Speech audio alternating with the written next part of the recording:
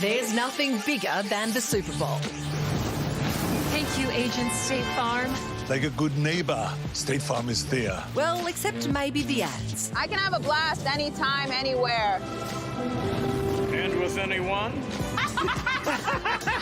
Global brands this year dropping almost $1 billion to buy a slice of the action in what's set to be the biggest year ever.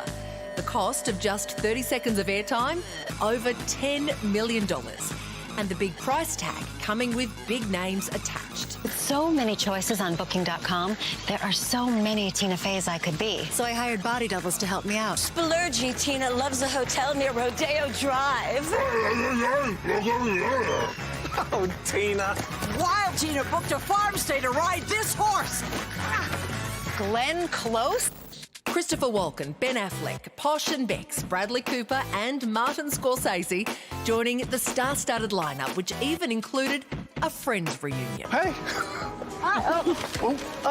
Okay. Can we not? Sir Anthony Hopkins lending his star power to a promo. Every metamorphosis is demanding, but to become this beast, well, that requires a little extra kick. For his most challenging role yet. Now, hear me roar! Some brands like Etsy skipping big names for a big budget instead. Oh, crap. That's a really good gift. Now we gotta get France something. What are the French like? Anyone? Cheese. They like cheese. Brilliant. Done. Others saving money on the ad itself, promising something different altogether. DoorDash will DoorDash stuff from all the ads, all to one winner. All the snacks, every automobile, a tax service.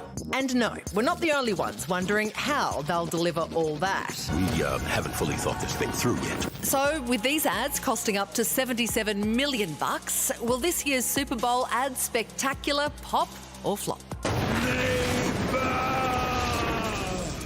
Here to pop is advertising guru Dee Madigan. Dee, the DoorDash idea sounds kind of amazing, doesn't it? It's so clever on so many different levels. Like, it's all about the brand and the fact that they can deliver anything. But where it's really clever is everyone who enters the competition, they'll get their email address. So the data collection that they can then use sort of to advertise afterwards is just genius. It's an incredible amount of money that companies pay to advertise. Is it worth it? Do they make that back? Yes and no. Like, it's hard to define brand ads because they don't tend to sell the product immediately. But what good branding does is it gives you a buffer in any sort of crisis, and people will pay more for a brand they recognise. So it's not something that equates directly to sales, but it's hugely important. Hey, is it true there might even be more eyeballs on the Super Bowl this year due to the Taylor Swift effect? Yes, and this has changed the ads as well. So they reckon that the amount of girls aged between like 12 and 17 watching football has increased by over 50%, which is all to do with Tay-Tay and Trav. So there's all these brands advertising that have never advertised before. Dove is back for the first time in 18 years, but there's brands like Cetaphil, and they've got this beautiful ad. Cetaphil's a pimple cream, where a girl and her dad bond over the fact that the girl's interested in seeing Taylor at the game and dad's interested in the game, and it's heartwarming. Hey Dee, across time, what has made the classic Super Bowl ads good? What makes a good Super Bowl ad? Celebrities feature in a lot of them. Sometimes really well, and we've seen it in this one. I think Bookings.com have a great one with Tina Fey, and BMW have a great Christopher Walken one. But the ones who do badly have a celebrity but no idea. And traditionally, they big budget ads like Budweiser beer. They've got another ad this year. It's a little bit boring. Drumstick have tried to be weird and wacky, also big budget. Terrible idea. I think it gets sort of worst on field. There's no one thing that makes a great ad. It's just something that captures your imagination, I guess. The spectacle and the cost of these ads is now so enormous. Is there a point at which the ads kind of overtake the event itself and then undermine the value of being part of it? Well, I can tell you I've been watching Super Bowl ads for 20 years and I have never watched a Super Bowl. Like, I think it's actually an entirely different market as well. But 100 million people see the Super Bowl. But then the amount of coverage of the ads, again, is just exponential. So if you're a brand that sells internationally, you will absolutely keep wanting to be, in the Super Bowl. Is there an equivalent here in Australia?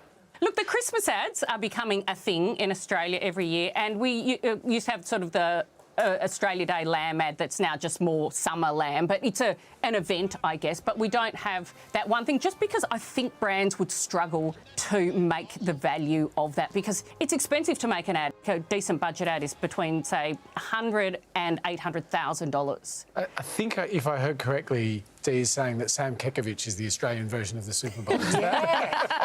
Kelsey. He's our Taylor Swift, clearly. That's depressing. Dee Madigan, thanks very much. Pleasure.